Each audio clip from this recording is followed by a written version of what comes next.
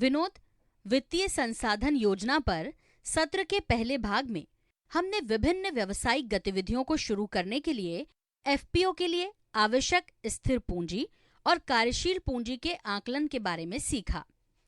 अब इस दूसरे भाग में हम एफपीओ के लिए विभिन्न वित्तीय विवरण जैसे कि पहला, प्राप्ति और भुगतान खाता, दूसरा, लाभ और हानि खाता, तीसरा, नकदी प्रवाह वितरण और चौथा, आर्थिक चिट्ठा या बैलेंस शीट की आवश्यकता और उनको तैयार करने की प्रक्रिया पर समझ बनाने की कोशिश करेंगे।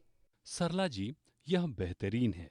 मैं इन महत्वपूर्ण वित्तीय विवरणों के बारे में जानने के लिए उत्सुक हूं, जिन्हें एक एफपीओ को तैयार करने की आवश्यकता है। अच्छा विनोद, चलो आपके एफपीओ से शुरुआत करते हैं। ये बताओ, आप अपने एफपीओ में किस किस तरह से वित्तीय विवरण बनाते हो? सरला जी, हम अपने एफपीओ में पहला प्राप्ति और भुगतान खाता, दूसरा लाभ और हानि खाता, तीसरा नकदी प्रवाह विवरण और चौथा आर्थिक चिट्ठा या जिसे हम बैलेंस शीट कहते हैं बनाते हैं। हालांकि मैं आपसे इन विवरणों और उनके महत्व के बारे में गहराई से जानना चाहूंगा। बहुत अच्छा, तो चलो हम इनके बारे में एक एक करके विस्तार से चर्चा करते हैं। विनोद, पहले हम प्राप्ति और भुगतान विवरण के बारे में बात करेंगे। यह लेखांकन की किसी विशेष अवधि में एफपीओ द्वारा प्राप्त किए गए और भुगतान किए गए कुल धन का विवरण है। इसमें एक निश्चित वर्ष या समय अवधि की पूंजी और राजस्व दोनों तरह के लेन देनों को शामिल किया जाता है। सभी प्रविष्टियों या रिकॉर्डिंग के अंत में दोनों पक्षों यानी प्राप्ति और भुगतान का कुल योग हमेशा बराबर होना चाहिए। आप इस प्रारूप से प्राप्ति और भुगतान विवरण को समझ सकते हैं, जो प्राप्ति और भुगतान विवरण की प्रविष्टियों के बारे में विस्तार से समझाता है। सरला जी, मुझे इस प्राप्ति और भुगतान विवरण और उसके प्रारूप के माध्यम से इसे कैसे तैयार किया जा सकता है के बारे में अच्छी समझ मिली है। क्या अब आप मुझे लाभ और हानि खाते के बारे में समझा सकती हैं? जरूर विनोद, अब हम लाभ और हानि खाते के बारे में बात करेंगे। लाभ और हानि खाता एक एफपीओ का एक वित्तीय वर्ष में कुल आय या प्राप्तियां और कुल भुगतान या देय कुल व्यय का विवरण है और एफपीओ के लाभ या हानि का सही आंकड़ा देता है।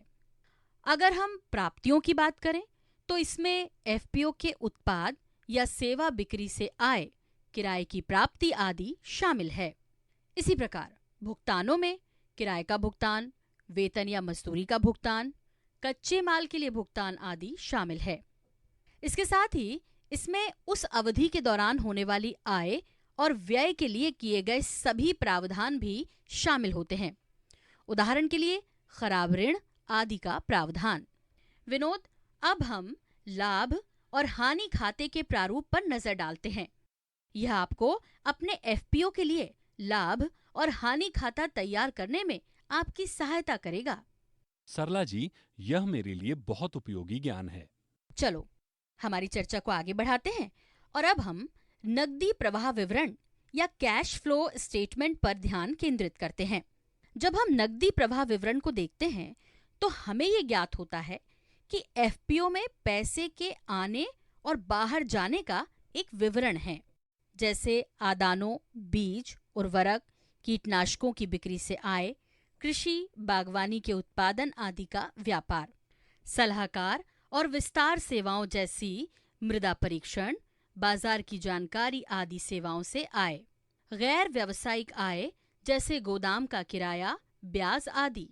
इसी तरह बाहर जाने वाले धन या एफपीओ के खर्च में शामिल है उपरिव्यय जैसे किराया, बिजली, परिवहन और संचार, बैठक व्यय, कानूनी अनुपालन आदि। व्यवसाय से संबंधित व्यय जैसे बीज, उर्वरक, कीटनाशक, कच्चा माल, उपकरण, मजदूरी आदि की खरीद, स्टाफ सदस्यों का वेतन और अन्य लाभ। इसे इस प्रारूप से समझा जा सकता है कि जो विभिन्न मदों के तहत एफपीओ से नकदी प्रवाह और नकदी बहिर्वाह के वर्गों के बारे में दर्शाता है। धन्यवाद सरला जी, मुझे एफपीओ के लिए नकदी प्रवाह विवरण के बारे में बहुत अच्छी जानकारी मिली है। अब कृपया मुझे आर्थिक चिट्ठे या जिसे हम बैलेंस शीट कहते हैं के बारे में समझाइए। अच्छा विनोद, अंत में हम आर्थिक चिट्ठा या बैलेंस शीट के बारे में चर्चा करेंगे। जहां तक बैलेंस शीट का सवाल है, तो ये एक ऐसा विवरण है जो साल की किसी खास तारीख यानी 31 मार्च को एफपीओ की कुल वित्तीय स्थिति की तस्वीर प्रस्तुत करता है।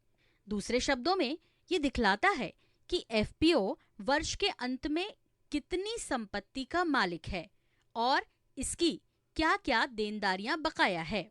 राजस्व प्रकृति के लेन देनों को आय और व्यय विवरण के अंतर्गत दर्शाया जाता है और पूंजीगत प्रकृति के लेन देन बैलेंस शीट के अंतर्गत आते हैं।